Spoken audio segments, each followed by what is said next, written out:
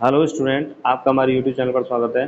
दोस्तों, आज हम क्लास 12th एनसीईआरटी के अगले चैप्टर के बारे में बात करेंगे और इस चैप्टर का नाम है विभाजन को समझना, राजनीतिक स्मृति व अनुभव।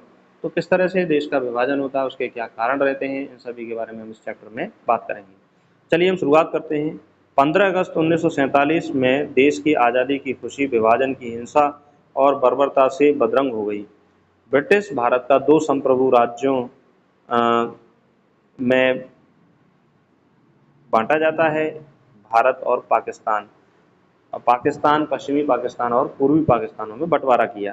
बंटवारे की घटनाओं का बयान करने वाले विद्वानों के अनुसार मरने वालों की तादाद 2 लाख से 5 लाख के बीच रही होगी। देखिए, जब भारत और पाकिस्तान का बंटवारा होता है तो जहाँ पर मुस्लिम बहुल इलाके थे वहाँ से हिंदुओं को मारा जाता है, और जहाँ पर हिंदू बहुल इलाके थे वहाँ पर मुस्लिमों को मारा जाता है। तो लाखों लोग उस समय मार दिए जाते हैं। यह एक भीषण घटना थी जो भारत को एक दर्द के रूप में याद है। बंटवारे के दौरान व्यापक हिंसा होना, लोगों का शरणार्थी होना, मरने वालों लोगों की बड़ी संख्या स्थानीय व क्षेत्रीय संस्कृतियों से जो लोग थे वह वंचित हो जाते हैं। जिंदा बचने वालों द्वारा 1947 को मार्शल लॉ, मारामारी व हुल्लड़ द्वारा 1947 में बहुत ज़्यादा दंगे हो जाते हैं, जिसके कारण जो समाज था उसमें व्यापक असंतोष फैल जाता है। भारत में पाकिस्तान से घृणा करने वाले तथा पाकिस्तान में भारत से घृणा करने वाले दोनों ही बंटवारे की क्या है, उपज हैं। और यही कारण है कि बंटवारे की उपज से यह हुआ कि आज भी भारत और पाकिस्तान एक दूसरे के दुश्मन बने हुए हैं। विद्वानों के अनुसार बंटवारा सांप्रदायिक राजनीति का चरम बिंदु था, जो 1909 में पृथक चुनाव क्षेत्रों में शुरू हुआ था, क्योंकि अंग्रेजों का नियम था डिवाइड एंड रूल, बांटो और राज करो। तो उसका परिणाम यह हुआ कि 1947 तक आते आते भारत और पाकिस्तान क्या हो जाते हैं, दो अलग राष्ट्र बनते हैं। 1920 व 30 के दशक में गौरक्षा आंदोलन, शुद्धिकरण, तबलीग व तंजीब ने सांप्रदायिकता को और अधिक बढ़ाया। सांप्रदायिकता का अर्थ उस राजनीति से है जो हिंदू धार्मिक समुदायों के बीच विरोध और झगड़े पैदा करती है। 1937 में कांग्रेस के प्रांतीय संसद के चुनाव में 11 में से 5 प्रांतों में पूर्ण बहुमत हासिल किया तथा 7 में उन्होंने अपनी सरकार बनाई।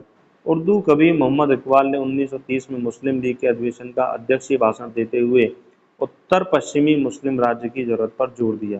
तो इकबाल ने 1930 में उत्तर पश्चिमी मुस्लिम राज्य पर जोर दिया, जो आगे चलकर क्या बना, पाकिस्तान बना। कांग्रेस कार्यकारी समिति ने दिसंबर 1938 में ऐलान किया कि कांग्रेस के सदस्य हिंदू महासभा के सदस्य नहीं हो सकते।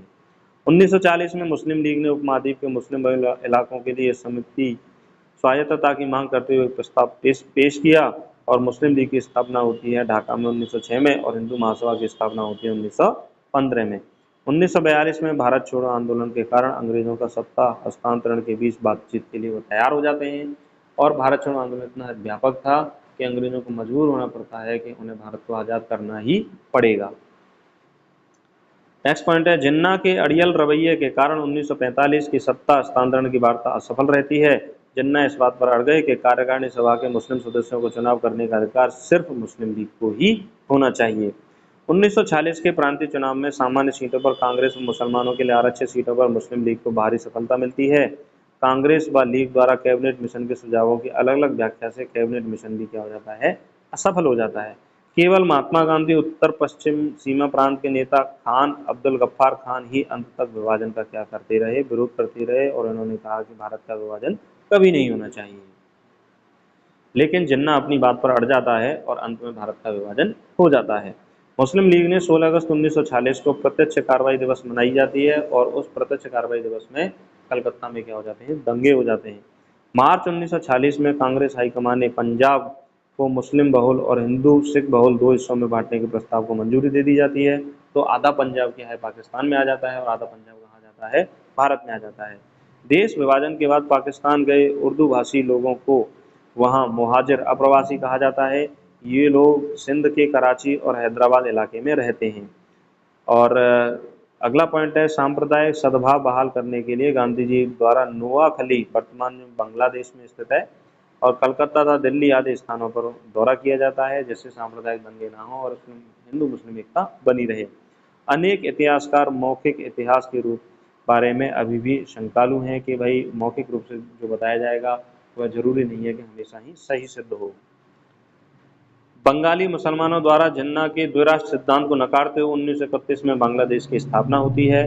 तकसीम के दौरान आम लोगों की कठिनाइयों को समझने में मौखिक वृत्तांत संस्मरण, पारिवारिक इतिहास, स्वलिखित ब्यौरे, डायरियां मददगार साबित होते हैं। पाकिस्तान मतलब पाकिस्तान, पंजाब, अफगानिस्तान, कश्मीर, अफगान और बलूचिस्तान नाम कैम्ब्रिज के एक पंजाबी मुसलमान छात्र चौधरी रहमत अली ने 1933 और 1935 में दो लिखित पर्चों में छापा। तो देखिए पाकिस्तान जो नाम है वो किसने दिया था? चौधरी रहमत अली ने दिया था 1933 और 1935 के दो पर्चों में। इतिहासकार को मौखिक गवाही से बहुरंगी और सजीव वृत्तांत लिखने की काबिलियत मिलती है और इतिहासकार बताते हैं कि किस तरह से भारत में कौन कौन सी घटनाएं घटी और उनके लिए बुरी घटनाओं के लिए क्या जिम्मेदारियां रहीं और किस तरह से भारत में आगे न्याय की जो व्यवस्था बनाई गई भारत विभाजन के द्वारा, तो उन सभी के बारे में हमारा इतिहास जो है वो जानकारी का प्रमुख स्रोत है।